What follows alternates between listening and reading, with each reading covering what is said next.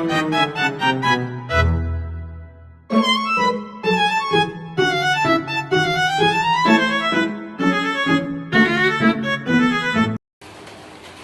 teman-teman, Assalamualaikum warahmatullahi wabarakatuh. Perkenalkan, saya Afnan Muzayin yang akan bertugas menjadi moderator pada kali ini. Assalamualaikum warahmatullahi wabarakatuh. Perkenalkan, nama saya Tribunda Datu dengan NIM A0212412207. Perkenalkan, nama saya Floriani Maria Pande dengan NIM A0124124123. Perkenalkan, saya Syarifah Nadine Melda Putri dengan NIM A0212412184. Kenalkan, nama saya Revan dengan NIM A02124147. Tema yang akan kita bahas adalah Applying Normative Ethics, yang menurut saya sangat menarik untuk dibahas karena berkaitan dengan kehidupan kita sebagai mahasiswa. Pada kesempatan ini, kita akan mendengarkan penjelasan dari teman-teman dari kelompok 5 yang sudah menyiapkan materinya seputar normative ethics. Semoga apa yang disampaikan nanti bisa menambah wawasan untuk kita semua. Baik, tanpa berlama-lama, mari kita mempersilahkan kepada teman-teman kelompok 5 untuk menyampaikan materinya. Baik, saya persilahkan kepada pemateri pertama untuk menyampaikan materinya. Terima kasih kepada moderator atas kesempatan yang diberikan. Saya akan membahas materi tentang normatif etik.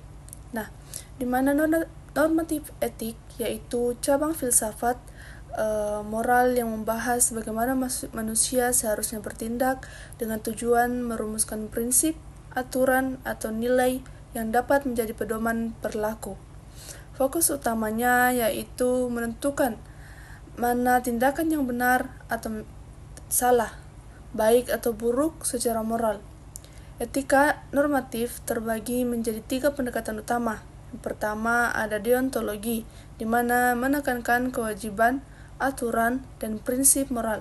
Suatu tindakan dinilai benar jika sesuai dengan kewajiban atau hukum moral, terlepas dari akibatnya. Yang kedua ada utilitarianisme atau konsekuensialisme, di mana menilai tindakan berdasarkan hasil atau konsekuensinya. Tindakan dianggap benar bila menghasilkan manfaat terbesar bagi semua sebanyak mungkin orang.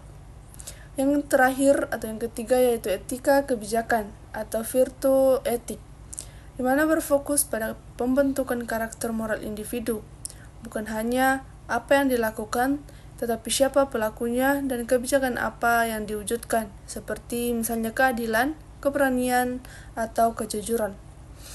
Sekian dari materi yang saya sampaikan. Saya kembalikan kepada moderator. Baik, saya persilahkan untuk selanjutnya pemateri kedua untuk menyampaikan materinya. Terima kasih kepada moderator atas kesempatan yang diberikan. Saya akan menjelaskan materi mengenai kasus perbudakan warga negara Indonesia di Myanmar. Saat ini, ribuan WNI telah menjadi korban penipuan lowongan kerja dan dipaksa bekerja di pusat penipuan online atau scam center di Myanmar. Mereka disekap, mengalami kekerasan fisik dan mental, serta terus diancam. Meskipun sebagian telah berhasil dipulangkan oleh pemerintah, masih banyak yang tertahan dan belum mendapatkan perlindungan. Fenomena ini termasuk dalam perdagangan orang dan bentuk perbudakan modern, di mana korban tidak memiliki kebebasan dan dijadikan bagian dari jaringan kriminal lintas negara. Hal ini menunjukkan betapa lemahnya perlindungan pekerja imigran serta menjadi tantangan besar untuk memberantas jaringan kriminal lintas negara. Dilihat dari perspektif etika, khususnya teori deontologi Immanuel Kant, manusia harus diperlakukan sebagai tujuan pada dirinya sendiri, bukan sebagai alat. Namun, dalam kasus ini, para korban hanya dijadikan sarana untuk memperoleh keuntungan ekonomi, yang dimana hal ini jelas melanggar martabat dan hak asasi manusia. Yang kedua ada dilema etis. Dilema etis muncul karena operasi sindikat scam ini menghasilkan keuntungan yang besar yang sangat bertolak belakang dengan penderitaan korban, yang menimbulkan penderitaan luar biasa. Tanpa disadari, teknologi seperti internet turut membantu operasi sindikat ini. Karena itu, pemerintah dan masyarakat internasional memiliki tanggung jawab moral dan hukum untuk menghentikan praktik ini dan melindungi para korban. Itu saja materi mengenai kasus perbudakan warga negara Indonesia di Myanmar.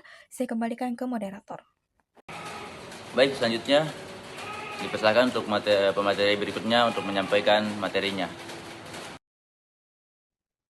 Baiklah, terima kasih moderator atas kesempatan yang diberikan. Saya akan menjelaskan materi tentang tambang nikel di Raja Ampat dan analisis etikanya. Raja Ampat ini dikenal sebagai pusat biodiversitas laut dunia. Namun pada tahun 2025, kawasan ini diguncang kontroversi akibat tambang nikel. Investigasi pemerintah menemukan pelanggaran serius, termasuk pembuangan limbah yang buruk hingga penambangan di zona lindung. Akibatnya, izin operasi di beberapa perusahaan resmi dicabut. Situasi ini memunculkan dilema etis antara mengejar keuntungan ekonomi dari industri nikel atau menjaga kelestarian alam yang menjadi warisan dunia. Pada analisis etika deontologi, dari perspektif deontologi menekankan kewajiban moral dan hukum. Tambang di pulau kecil dan kawasan konservasi jelas melanggar aturan. Pencabutan izin oleh pemerintah merupakan langkah etis karena mematuhi hukum dan bertanggung jawab moral untuk melindungi lingkungan. Pada pendekatan utilitarian, menilai tindakan dari manfaat terbesar bagi banyak orang. Tambang memberi keuntungan ekonomi saat, tetapi dalam jangka panjangnya menyebabkan kerusakan ekosistem laut dan mengancam sektor pariwisata yang dapat merugikan masyarakat laut luas. Dengan menghentikan tambang lebih bermanfaat kolektif bagi masyarakat luas. Dan pada virtue ethics, etika kewajiban menekankan karakter moral pelaku. Perusahaan tambang yang abai lingkungan mencerminkan sifat serakah tanpa tanggung jawab. Sedangkan keputusan pencabutan izin oleh pemerintah menunjukkan keberanian, keadilan, dan kepedulian terhadap generasi mendatang. Baik, itu saja saya kembalikan kepada moderator. Dan untuk pemateri terakhir, dipersilakan untuk menyampaikan materinya. Baik, terima kasih moderator atas kesempatan yang diberikan. Saya akan menjelaskan tentang korupsi Pertamina tahun 2025. Berita tentang korupsi Pertamina tahun 2025 menyoroti kasus penyalahgunaan wewenang dalam impor minyak, manipulasi kontrak hingga permainan harga BBM yang menyebabkan kerugian negara sangat besar. Kasus ini menjadi sorotan publik negara karena Pertamina adalah BUMN nasional yang seharusnya menjaga kepentingan energi. Alih-alih memberikan manfaat, tindakan oknum pejabat justru merusak keuangan negara dan menurunkan kepercayaan masyarakat. Baik, saya akan menjelaskan dua analisis etika, yaitu deontologi dan juga utilitarianisme.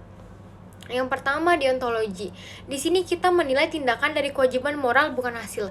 Pejabat Pertamina yang korupsi mengabaikan kejujuran dan tanggung jawab, memanfaatkan jabatan sebagai alat memperkaya diri, sehingga melanggar prinsip bahwa manusia dan amanah publik harus diperlakukan sebagai tujuan, bukan alat.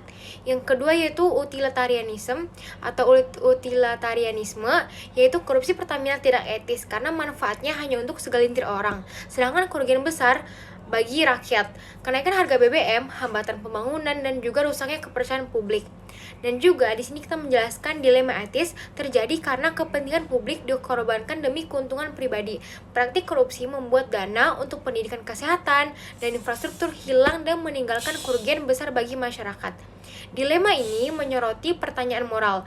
Pantaskah amanah publik dikorbankan demi kekayaan segelintir orang, sementara rakyat kehilangan hak atas pendidikan, kesehatan, dan bangunan? Terima kasih.